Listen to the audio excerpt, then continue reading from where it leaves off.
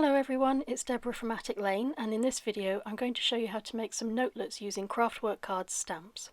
I'm using 3 Distress Oxide inks and I'm starting with Fossilized Amber and Cracked Pistachio.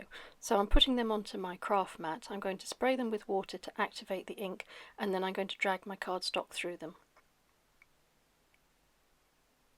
I'm going to dry and set each layer before I smoosh the inks again onto the card. That way you get extra depth to your background.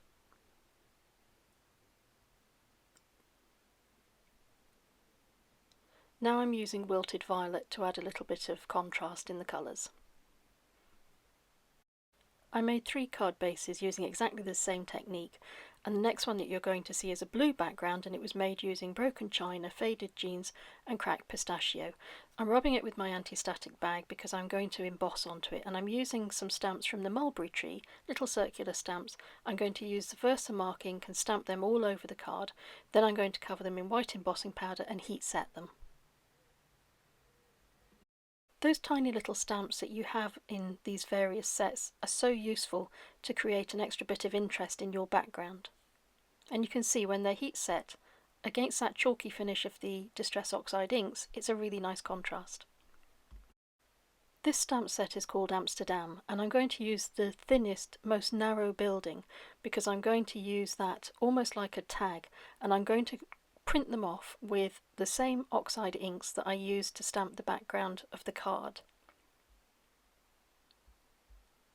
Now at this point I'm not sure how many of these buildings I want for my card, so I'm stamping a few to give myself some choices.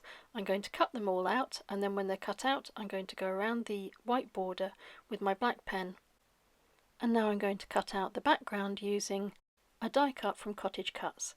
It's got a nice stitch border around the edge and it gives it a little bit of extra interest, and now I'm going to glue that down onto my card base. Now because I want these to be notelets, I'm going to cut these down, so I'm positioning this in such a way that I leave myself a nice white border, and now I'm going to cut it down so it's almost half the size of a standard card. The finished notelet size is 3 1/4 by 4 1/4 inches. You can see I've decided to go with 3 of these little buildings, and I'm gluing on the first 2 flat onto the card, and the centre building has got some foam adhesive on the back, so that will raise it up a little bit. To pull it all together then, I'm going to go around the white border on my base card with my black pen. I'm going to add my sentiment using some stamps from this stamp set which is called Wildflowers Stamp. It's really versatile, and it's got a number of different words on there and you can mix them up to say exactly what you want to say. So my sentiment reads, "Wishing you a wonderful day." I've put that onto white cardstock using black ink, and I've cut a couple of little fishtails at either end of it, and that's the card finished. For my second card, I made a base using spiced marmalade, fired brick and worn lipstick in exactly the same way as I showed you earlier, and this time I'm using the autumn leaves from the mulberry tree stamp set, and I'm going to do exactly the same as I did on the previous card.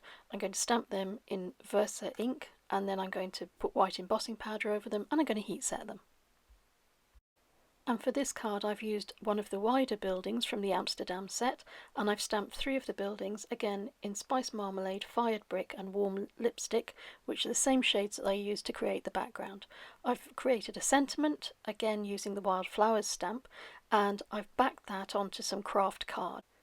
Because my central building is on foam pads and therefore raised up, and because the buildings either side of it are glued flat onto the card, what I've done is add some foam stamps to either end of that sentiment, so that way it sticks evenly across the card. And that card is finished. To create the envelopes for these cards, I cut an ordinary piece of copier paper, 6 inches square, and then I scored it to fit the size of the notelet.